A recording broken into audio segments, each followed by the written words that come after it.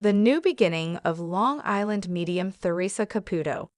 The Long Island medium, popular TV personality Theresa Caputo, has made a significant life decision. She made the decision to leave her previous life due to emotional stress and humiliation from her family. She made the decision to live with her ex-husband Larry Caputo once more in that situation. Larry and Theresa now wish to begin a new life. Together, they intend to launch a company and resume their work on TLC. They are committed to creating a new future together, putting the resentment of the past behind them. Signs from the other side had long been a belief of Theresa Caputo, the one that came from within, though a soft voice telling her to start afresh was something no one could have predicted. Theresa felt that her once lively world was vanishing after years of publicity, family strife, and the emotional toll of celebrity. She has experienced both benefits and drawbacks from her time as the Long Island medium. She started to doubt everything in the silent nooks and crannies of her house, particularly the loneliness that reverberated more loudly than the voice of any ghost. Her ex-husband, Larry Caputo, was contentedly living in California in the meantime. Even though time had gone by, he still cared about Theresa. A casual text prompted a phone call, and soon the pause between them was filled with lengthy discussions. They spoke as two people who still knew each other better than anyone else, not as ex-partners. Theresa flew to see Larry one cold March evening. At first, the atmosphere between them was reassuring but cautious. Something unexpected blossomed anew over coffee and recollections, not just love, but a partnership renewed through healing and respect. One evening, as she gazed at the California sunset, Theresa remarked, "We can't change the past, but maybe we can create something new from it." They made the decision to move back in together that evening, not as a couple mired in the past, but as two individuals laying a new foundation. Together, they combined Theresa's talents with Larry's economic acumen to develop a spiritual wellness company. It would focus on community, healing, and awareness in addition to mediumship. Soon after learning about their adventure, TLC gave them the opportunity to return, but with a brand new program called Caputo, New Beginnings, instead of the previous one. Theresa was no longer merely talking to ghosts in front of the cameras. She talked about love, forgiveness, and healing in real life. Her greatest reading this time came from the heart rather than the afterlife. But 3 years had gone since Melissa's son Jacob died in a terrible vehicle accident on an upstate New York road wet with rain. The recollection was as unfiltered as the day it occurred. Her life had stopped at that point. There were no solutions, no tranquility, only a thick quiet where her son's laughing had once been. Her inner emptiness persisted despite her attempts at prayer, therapy, and even correspondence with Jacob. Melissa, desperate for closure, scheduled a private consultation with the Long Island medium, Theresa Caputo. Though she wasn't positive if she believed, she had a gut feeling that this might be the way to recovery. The session day finally arrived. Theresa welcomed her with her signature large hair and big heart, along with a hearty hug. Before Melissa could take a seat, Theresa remarked softly, "You're holding on to a lot, sweetheart." Tears filled Melissa's eyes. "All I need to know is that he's all right. I was unable to say farewell." Theresa's face became serious as if she were tuning into an unseen frequency, and she briefly closed her eyes. Theresa pointed to the vacant area next to Melissa and stated, "He's already here. He continues showing me his soccer cleats and blue sweater." "Did he participate in sports?" Melissa gave a start. "Indeed. He wore that blue sweater everywhere because he liked soccer." "I'm fine, Mom," he says. "You weren't at fault. Don't blame yourself." Melissa sobbed, her hands trembling. "He informed me that he would be late that evening. I advised him to drive cautiously, but I ought to have." Theresa grinned and said, "He's interrupting me now." "Stop it, Mom," he says. "Please, I saw you in the graveyard in the rain. I overheard you conversing with me. I was present." Melissa's heart suddenly twisted and grew. She felt something other than pain for the first time in years. She sensed being there. Link, Theresa went on, he says you kept his room exactly the same. He adores that, but he also wants you to go out and live your own life. Does it imply anything that he's showing me sunflowers? Melissa burst out laughing. For me, he would gather wild sunflowers, declared them to be happy flowers. Theresa bent across. This spring, he wants you to plant them. A fresh start, he says. For Melissa, time dissolved into something sacred and suspended during the hour-long session. She felt lighter after finishing the reading. Though it was now covered in a covering of love, the sadness was still present. Melissa planted sunflowers in her backyard that spring. She stood with them every morning, enjoying the sun on her face and the sound of Jacob's laughing in the breeze. She had discovered something she had believed was gone forever. Calm. But time seemed to slow down and memories seemed heavy on this dark, rainy Long Island afternoon. In her living room, Melissa Harding sat quietly with her hands clasped over a mug of unopened tea. She had lost her wife, Emily, in a terrible vehicle accident over 6 months prior. The universe had since merged into a never-ending sequence of dull days and restless nights. Melissa had never believed in the paranormal. To her, readings, ghosts, and spirits all sounded like terrible hoaxes. However, an odd thing was occurring today. Claire, her sister, had surreptitiously contacted the well-known Long Island medium Theresa Caputo and set up an unexpected visit. That a reading would provide Melissa with the resolution she so sorely desired, but was too scared to pursue on her own. The doorbell rang at exactly 3 in the afternoon. Theresa was standing outside with her trademark large blonde hair virtually shining against the dismal sky when Melissa answered the door. Hello, Melissa. My name is Theresa. I know you weren't expecting me, but I felt a very strong pull to come see you today, said Theresa, who was dressed entirely in black but exuded warmth and a grin. Unsure whether to laugh, cry, or slam the door, Melissa blinked.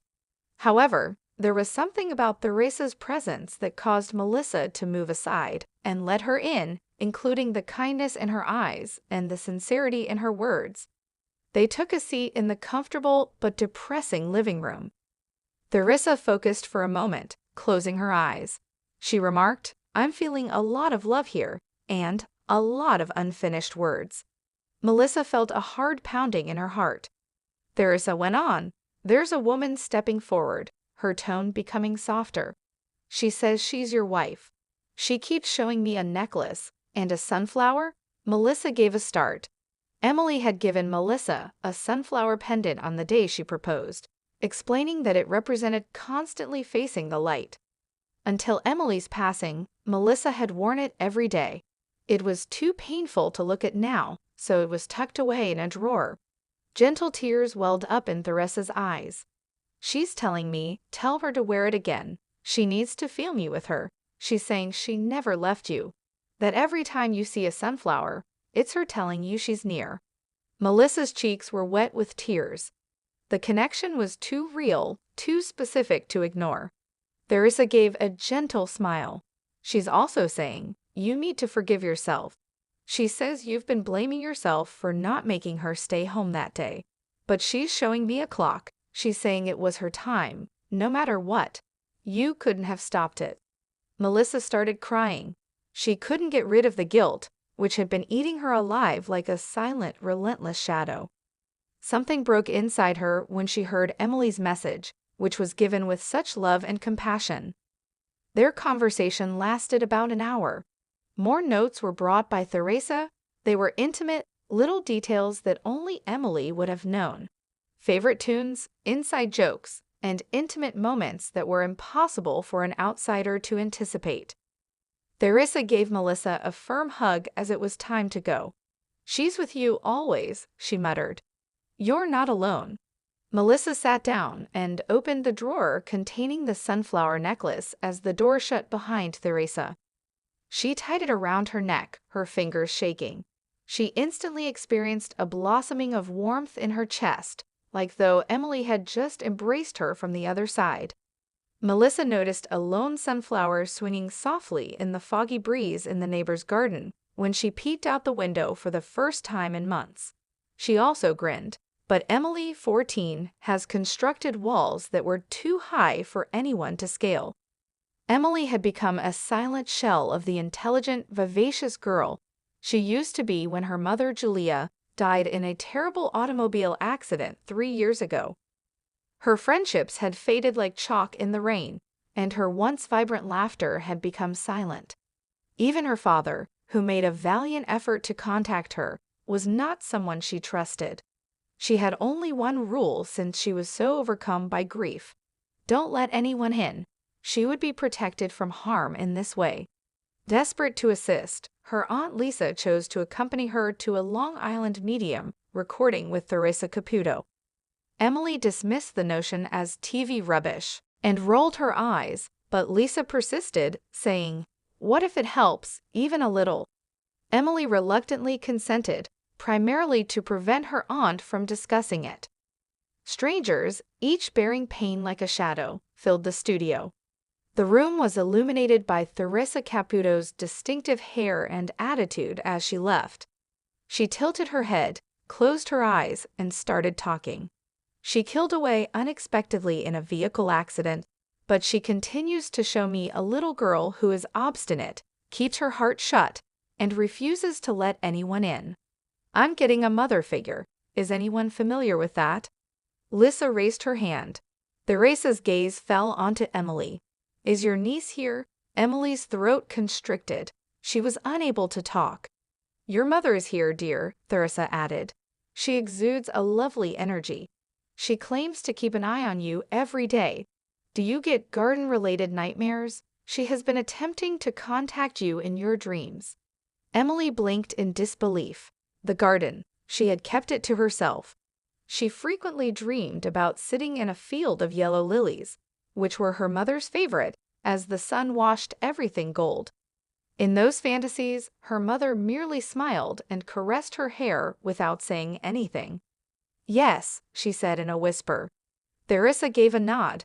With you? That's her safe haven. She claims to be aware of your fear of falling in love, and losing again. However, she wants you to know that letting people in is oak. To love is not to forget. It entails remembering with more companions. Emily let a tear fall down her cheek. Something changed for her. It wasn't completely healed, but it was softer. Her heart was surrounded by a steel door that cracked just enough to let light in. Theresa gave a soft smile. I am proud of you, she says, and I'll be with you forever. But now, darling girl, it's time to live. Allow the world to adore you. Emily remained silent after the performance. She did, however, clutch her aunt's hand a bit harder than usual as they left the studio. She had another dream that night. It's the same garden. Her mother, however, spoke this time. Don't worry, Emmy, I'm present. I shall always be. Go now and show the world the lovely girl I reared. And Emily awoke with hope in her heart and the sun on her face for the first time in years. But on a cool fall afternoon in Hicksville, New York, Theresa Caputo had just wrapped up filming a Long Island medium episode. Her secretary smiled nervously at her as she emerged from her reading room, still sporting her distinctive leopard print blouse and high-heeled shoes. The assistant replied, "There's a woman here. You have to meet her." "Han, I just finished 6 readings." Theresa brushed back her platinum blonde hair and responded, "I'm feeling low on energy." She hesitated, though, because of something in the assistant's gaze. She is a huge admirer. It traveled from Kentucky. Furthermore, she lost her daughter. Theresa nodded after letting out a small sigh. Bring her in. Shortly after, a woman in her late 40s entered, her eyes stained with tears, but beaming with joy. She was holding an old, laminated picture of a girl in her teens. "Miss Theresa, you have no idea how much this means to me," she stated in a shaky voice. "I've seen all of the episodes. I simply had to give it a shot. 3 years ago, my daughter Kelsey died. Vehicle collision. It ruined me. Theresa gestured for her to have a seat. Feeling the surroundings change, she closed her eyes and inhaled deeply. The weight of the air increased, a familiar feeling. Was your daughter's hair long and curly? She's also playing music for me. Did she sing? The woman let out a gasp. Indeed, she performed in school plays. Her voice was the most exquisite. Mom, please stop playing my old recordings so much, she says. You're heard. To sense my presence, you don't need to continue playing them. The woman started crying and sobbed into her hands. I do, each and every evening. Theresa spoke with a small crack in her voice. She wishes to let you know that she is still singing, albeit in a new style. She is also with your mother. Your mother passed away, correct? Together they are. Something out of the ordinary occurred at that precise moment. Theresa stopped, clearly moved, tears in her eyes. She's giving me a birthday present. Yours. Lately? The female gave a nod. Last week. She claimed to have sent a sign to you. A cardinal. Tell Mom that the red bird was me, she says. The woman shed more tears. I observed one. It simply stared at me after landing on the window. I had a feeling, but I was unsure. Reaching across, Theresa took her hand. You were aware. You simply had self-doubt. However, she was present. She gave you that as a birthday present.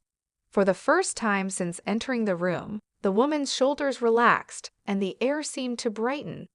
Her eyes were filled with appreciation and incredulity as she gazed at Theresa.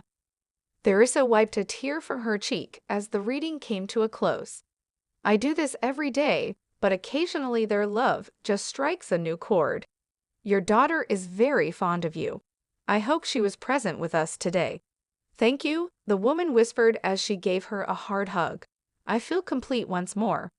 Theresa had a cup of tea and sat by herself on her porch later that night. She reflected about her own children, the closeness of the mother-child tie, and how fortunate she was to serve as a link between this world and the next. A red cardinal touched down on the fence before her as the sun began to set. Through new tears, Theresa grinned. I'm grateful, Spirit, she muttered. I also needed that. But the house was buzzing with excitement on the eve of Emily's wedding. Her Long Island boyhood home had been turned into a bustle of last-minute preparations, laughter, and flowers. Around the living room, family members and friends were drinking wine, telling stories, and volunteering to help with everything that needed to be done. However, Diane, Emily's mother, had a great surprise in store for everyone, including her daughter. The renowned Long Island medium, Theresa Caputo, was the person Diane had contacted. Theresa had consented to visit the home and give the family a private reading. She was aware that Emily's father had died 5 years prior, and that Emily had been carrying a silent melancholy with her. Her heart ached knowing he wouldn't be there to accompany her down the aisle, even though tomorrow was supposed to be one of the happiest days of her life. The doorbell rang as 8 p.m. rolled around. When Diane opened the door, Theresa Caputo was standing there in her trademark high-heeled shoes, her blonde hair teased high, and her large personality shining like a lighthouse. Everyone was in disbelief. Hi, I'm Theresa, she said, beaming broadly. I think someone here has a few loved ones with a lot to say. There was silence in the room. Emily's eyes got bigger. Wait, what? Is this authentic? Theresa entered with assurance and glanced around. I sense a lot of men around me. A role model for fathers. Is he mentioning a pocket watch to me? And tell her I'll be there tomorrow, he says repeatedly. I was always present for every moment of her life. I won't begin right now. Emily quickly put her hands to her lips. Her eyes filled with tears. She said he always had that watch on him. His father gave it to him as a gift. Now I got it. I intended to encircle my bouquet with it. Theresa gave a nod. He is aware. He had already witnessed it. Emily, you have his utmost admiration. He claims to have seen the entire incident, including the clothing and the flowers. He will be escorting you down the aisle, and he wants you to know. You will sense him even if you can't see him. As Theresa went on, the family sat in wonder. She brought letters from her siblings, grandparents, and even an elderly neighbor who had formerly watched Emily and her brother. A reassuring atmosphere that filled the room like warm sunlight after a storm was created by the blending of laughter and tears. Theresa stood and grinned as the reading ended. When it counts most, Spirit always manages to make an appearance. Your family is complete, even the ones you can't see, so tomorrow will be lovely for more reasons than simply the wedding. Thank you, Emily whispered as she gave her mother a heart for a better wedding present than this one. The next day, Emily felt a strange warmth settle around her shoulders as she stood at the beginning of the aisle, bouquet in hand, the silver pocket watch beautifully wrapped amid the flowers. It was like a tender touch. She grinned at that very moment. She was not walking by herself. Hi everyone, welcome to my channel. My name is Mina, and I hope you're having a great day. Remember to subscribe to the channel